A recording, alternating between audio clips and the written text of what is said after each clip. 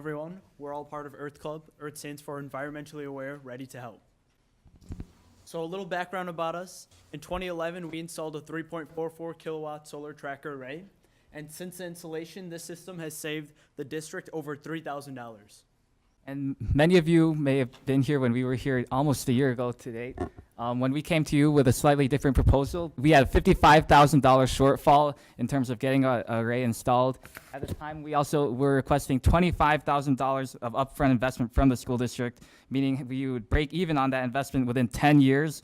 And so moving on today, in contrast to all of that, we have a $0 shortfall for the solar installation, a $0 upfront cost for the school district, which means you would break even for investment instantly from day one, and you would have a guarantee of reducing your costs, reducing your carbon emissions from day one. So our request today here is fairly simple, to allow West Bloomfield High School to use cleaner, locally generated and student-driven electricity for less cost than what the district is currently paying for the same amount of electricity.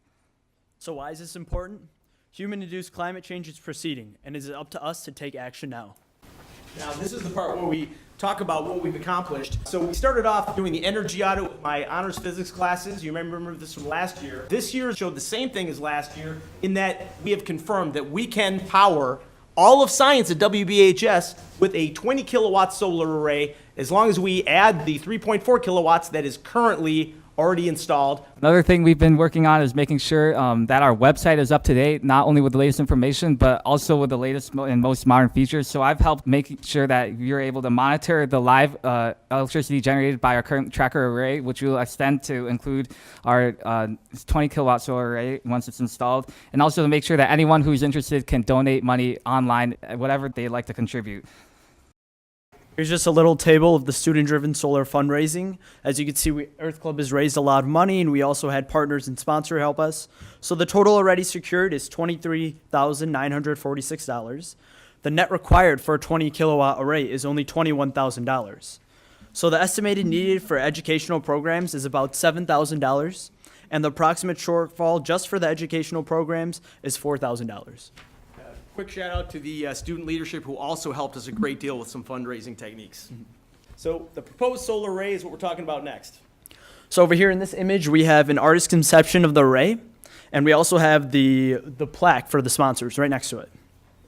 So about this array, it will be 100% American-made panels and parts with adjustable racks to allow for hands-on student involvement and internet-ready live monitoring of energy production. So where are we going to put this array? We've just gotten confirmation today walking out onto the field north of the tennis courts that site B in that image, that will be enough to fit the entire 20 kilowatt solar array. We won't even need acres of solar arrays or anything like that, but that would be plenty of room to fit our solar array. And not only will it have plenty of sunlight available to the solar array, but it'll also be right next to Orchard Lake Road, where the thousands of vehicles driving up and down that road every day will be able to see the fantastic student-driven solar project and the results of that. And so it'll have to be surrounded by a 6-foot tall fence. And so the operations department has graciously offered to provide that to us. So we're thankful for them. That's the plan for where it will be installed. So when will it be installed? Ideally, we'd like it installed during the Earth Fair this year on May 17th. The installation of the solar array would be a fantastic attraction for both the high school students and invited elementary school students. All right, so now we get to the financing portion of this. So like as mentioned earlier, the Earth Club will give to the West Bloomfield School District the $21,000 initial investment needed to get the array installed. And then thereafter, for the next 5 years, the school district will be paying a price 10% below the cost that you would normally pay for that same electricity. So what that means is that the savings would be guaranteed because it's taking whatever you would have otherwise paid and then chopping off 10% of that. So you're always going to be paying less than what you would have normally paid. Then after that 5 years, the district will have in full ownership over the energy produced up from that array. In that first 5 years, Charthouse Energy, a for-profit company, will be working to absorb the tax benefits and making sure that we can get the best financial incentives offered for that array, and also have employment created for Michigan residents. So this is just a graph of the first 5 years of once the array is installed, that would be accrued for the district. So you can see right at the beginning, from day one, we're already in the green. We're making $200 per year of savings off of the array. And then looking at the broader picture, the story gets even better. So the line will go even higher up. We will save over $2,000 each year after that. And the line goes all the way up to 30 years, which is most of the time the array will last much longer than that. But even at 30 years, the district will have already saved $50,000 from that array and the energy that is produced by it. And also, this graph does not include the fact that the energy costs that we'd be paying for that array are more than likely going to be rising during that time. So the line would actually be sloping even higher than that, meaning more savings for the district than that graph includes. So here are just some calculations of financial savings. We've determined that in 30 years, you guys could save over $64,000. Some other calculations that we've done is of chemistry and some physics and math that would determine 2.5 pounds of carbon dioxide per kilowatt hour will be removed. And then the annual pollution prevention of 24,000 kilowatt hours of solar energy generated saves over 60,000 pounds or 30 tons of CO2. Just to put that into perspective, that is planting 2,300 trees and taking 7 cars off the road every single year. This part really should come first, but let's take it here. Yeah, so the goals of the Earth Club are basically the exact same. We share the same goals as a school district. So to begin with, both of our favorite colors are green. And so we mean that in terms of green energy and green rectangles, saving the district as much money as we possibly can. So that means that efficiency has to be looked at first. The $21,000 initial investment, if we were to spend that on just retrofitting the LED bulbs of the science department with LEDs, that in itself would already create 4 times as much savings and costs and in the associated environmental pollution. So the Earth Club is seeking assurance from the district that these LED retrofits would take place at the school as soon as possible. Otherwise, our solar project, while it might be more visible to the public, it wouldn't really save as much money, misguided at best and flagrantly wasteful at worst. So at the same time, as a longer-term solution, we can reinvest the efficiency savings from installing those LEDs into creating more renewable energy improvements for our school. So what that means is that as a long-term solution, our school district could even be net zero in terms of carbon emissions. I think Mr. Rafson could tell us more about that. Yeah, and so to recap, the different options that we are really potentially looking at here is if we just had a $21,000 solar array investment as we're currently proposing, that would be $2,000 in savings annually. But if we were to invest that in LEDs, as you can see, that number goes up to $8,735 saved annually based on the reduced electricity usage by those LEDs. Whereas if the entire school were to be retrofitted with LEDs, that number skyrockets up to over $31,000 of annual cost savings. So there's potentially a lot of different options that we have here. We need to attack this issue from other sides at the same time. So what are our next steps here? Well, the installation. Ideally, we'd like it during the Earth Fair. Students will participate as allowed, and elementary students will be invited. We are still in need of funding. We haven't filled our entire dream yet, and this is my part. The solar array is a key part of our educational plan, but there's more to it than just putting in infrastructure. Part of our plan is to get the physical science students in our new physical science class to create solar-powered housing, and this completely comports with all the new objectives that we're looking at. It does require 18 to 20 small solar panels at $50 each. I said maybe we can get a large solar panel. Mr. Rise wisely said, why don't we let every single kid get their hands on this thing? And I said, you are absolutely right. And that's going to cost about $50 each. We would like also to fulfill our promise to Mr. Millard to give him the materials he needs to create a solar racking assignment for his students. The thing I have planned for my students is just changing the angle of the solar panels, and because we have proposed an adjustable array, we can do that. So there's really no end to the experimentation we can do. We can try to adjust it monthly, weekly, seasonally to see how our production improves. We've already had some art students design some of this stuff, but we'd like them to create our commemorative plaque. And that may require professional printing or fabrication. We're going to leave it up to the art students to do that. And we also would like funding to encourage and support student and teacher presentations at educational conferences. We would like to show other schools how to do what we've done. And my last comment is this. a bunch of kids have come forward and given us the ability to power our school, power our entire science department with solar. This is just a bunch of kids. Why can't we have the foresight to do what's going to save us money in the long term? We totally have the ability to have a net zero middle school. And this is the amount, that square amount, which is less than the roofing space in the current middle school, would power that middle school entirely.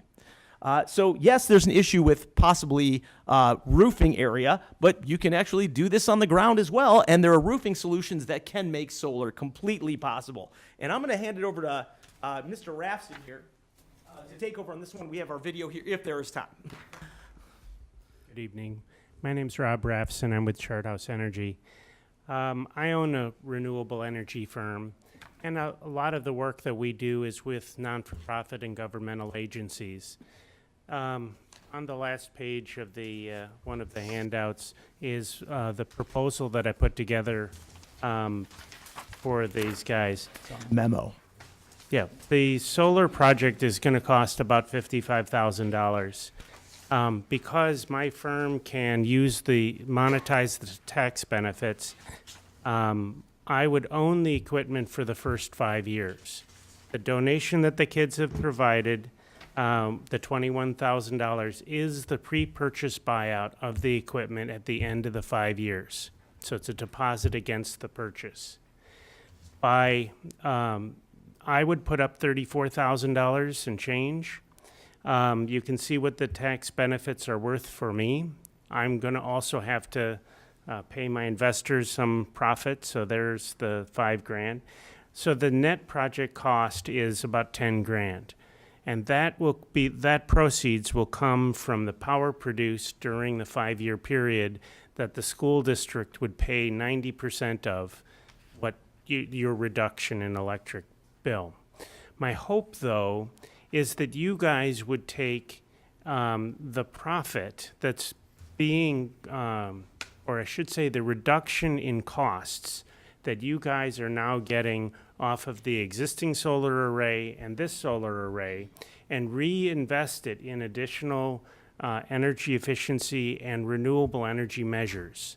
And that by doing that, I believe that if the school were converted to LED lighting and other energy efficiency measures invested in now, that those would in turn be able to create enough reduction in costs. So if you guys continued to pay the same amount for 11 years, we could reinvest that money and be able to create enough solar arrays to power the school by the end of the 11th year of investing. And additionally, if the school district would like the lighting change to be done, I can fund that.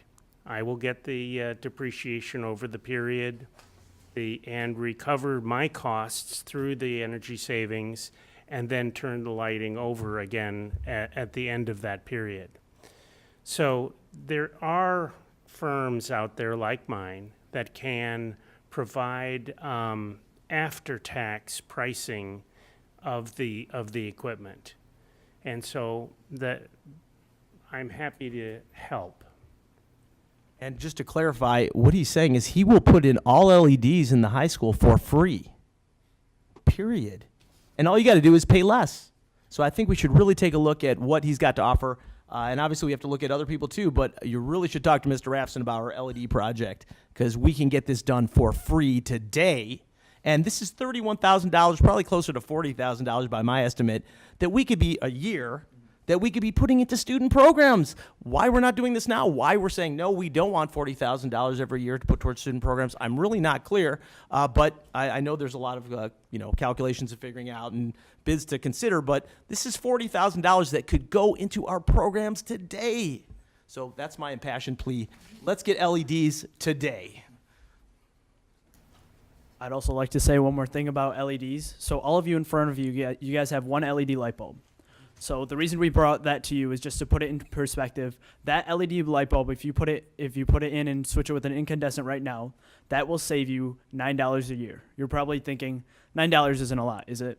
Well, imagine switching all the LED bulbs at your house. Save $9 a year with every single light bulb. Now imagine doing that to a school. As we said, over $30,000 a year will be saved. We could put that into the furniture, or put that into the school, or the student projects, or anything like that. Just to put that in perspective. Cool. That's the sum of our project. We can take questions, and if we do have time, we'd love to show you. We even cut down half the time of our solar school project that won $1,000 this weekend. First, Dr. Hill. Yeah. Thanks, Mr. Barkley and the Earth Club members and Mr. Rathman. Crafson. Yeah, we appreciate your, number one, your enthusiasm and your ability to cut a $55,000 project down to 21, sort of. But one of the things that, I'm just saying this for board members, that for this to happen, we got a proposal last Thursday afternoon regarding, from Chart House Energy, regarding the summary of the proposal. So that proposal, Mr. Mull will be reviewing it in the next couple of days, and then we have a finance committee coming up on May 3rd, I believe it is. And so we need to have the proposal reviewed by our business office, reviewed by our legal counsel, and brought to the board's finance committee. And then if all of that pans out and works out, then there's a school board meeting on May 7th. And on May 7th is when the board will be asked to make a decision one way or another on this, not tonight, strictly information this evening. So I wanted to put that on the table. And then I'm not going to dominate here because we had an opportunity to meet with the Earth Club, Mr. Barkley, and a different team of people with our bond planning team not too long ago.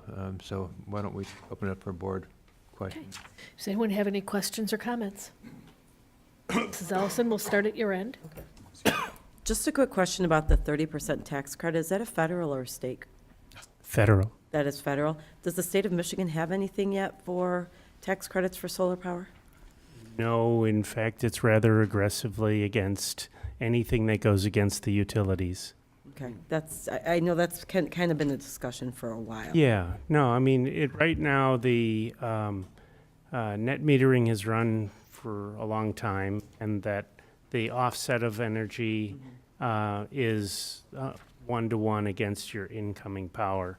Since you guys, I believe, are on customer choice, I'm not positive about that, but I think you are, then you have the right to choose any provider, whether it's me or it's another company that makes renewable energy or non-renewable energy. So you have the ability to choose any vendor. Okay. And then my next question is, has Charterhouse Energy ever done a project like this at any other public school district in the state? Not in the state, no. I've done one in Wisconsin. Okay. But I've done a group of projects very, very much like this in several fire stations, a couple of projects in Ypsilanti. Those are the closest. Okay. All right. Thank you. Dr. Hirsch. Well, I've known Mr. Barkley for decades, I think. And I got to tell you, at no time has Mr. Barkley ever promised something and not delivered.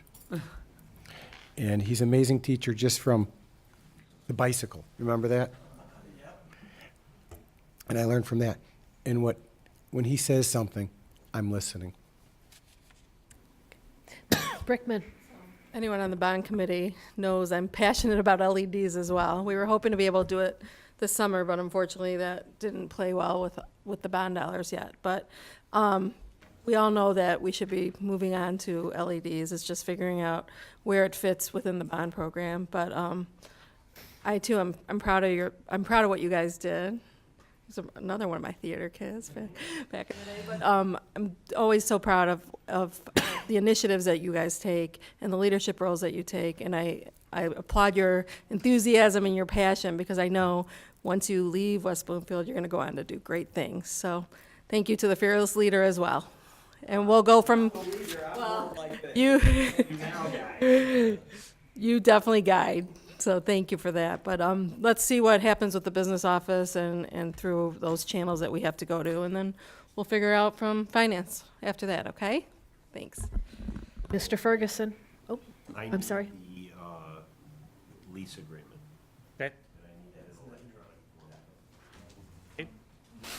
Okay. have to vet that. And then as far as, electric choice, I am not sure if we are so agile that we can simply say, tomorrow, we're not buying from you, we're buying from you. Okay, I don't know, agreements are usually a little bit, they have a duration, and so. Yeah, but the point is that the power company has less reach onto a business that, or a group that has customer choice, because you are already buying from someone else than the utility, and they are just basically bringing the power to you. You have the ability to reduce your electricity through energy savings or through generating your own without any of the issues of the utility trying to make some money off of your solar panel. I'm gonna have to look into that further with some other sources. Not a problem. I would like to, I will put my career on it. I will sign on the dotted line. This is a energy saving project or a money saving project from day one. On the first day our array is installed, we'll be saving 10% on our electricity. After 5 years, we own the whole thing, and it's all savings. Mr. Ferguson? One of you had asked the question if we remember your coming in about last year for your presentation, and the answer is definitely yes. I remember that, and I'm just astonished that the fact that you can come back again a year later, not being deterred at not receiving what you are so passionate about, and that you came back, doubled down with, even more cost-efficient opportunity for us as a district. Rest assured that even though you came in last year and it didn't pan out just yet, and we're still going to be talking about it, the conversation didn't end there. I know others have spoken with the district leadership as well, and I know I spoke with Bill with regards to, whether it was the bond dollars and just the fact that, the construction going on as well, what are the possibilities, and so it didn't end there. It's not going to end as soon as you leave today. This is exciting for me personally. When I get my new roof on my house, I know who I'm coming to find out more information, because I'm certainly personally interested in it. And if I'm personally interested in it, I'm certainly interested for our WB family as well. So thank you for being here tonight, and thank you for showing up as well, sir, for providing more information. I'm certainly not a guru on this. I'm not a science guy, but I certainly appreciate all of your expertise and your passion for helping us to be more sustainable and to be more cost efficient. So thank you for being here tonight. Mrs. Beatty? Yeah, I have a couple questions. When you were talking about converting the high school into the LEDs, why can't we do that tomorrow? I mean, I'm being ignorant, and I know that. So what's you can't walk in and just exchange the bulbs? We have to retrofit the, okay, so that's the delay. So we literally cannot go in tomorrow and just change out the bulbs. Our bid was actually, the bid that we came up with, saving 4 times as much, was actually just buying bulbs. If we bought LEDs, now we don't want to do this because it's actually more efficient to get the whole ballast and bulb system, but we had discussions, should we just forget this solar thing and just buy bulbs for the science department, because it would save 4 times as much every year. So we really want to go forward with the solar stuff, but we ethically, we're concerned that if we don't have, it sounds like the LEDs are going to happen, but if we're trying to save the world, the way to go is by spending our $21,000 on LEDs, if they're not going in anywhere. There are plug-and-play LED bulbs for these fixtures, but they're about 20% less efficient than to take and wire past the ballast or replace the fixture. Stacy, you were gonna... HVAC came in double what was estimated for the bond dollars, and that's why it didn't get done. That's why it's not getting done this summer, because we're spending double on HVAC. Oh, so, yeah, we only had so much. So we do, it's not so simple as switching bulbs. We actually have to retrofit. Well, they want to do it the right way, right?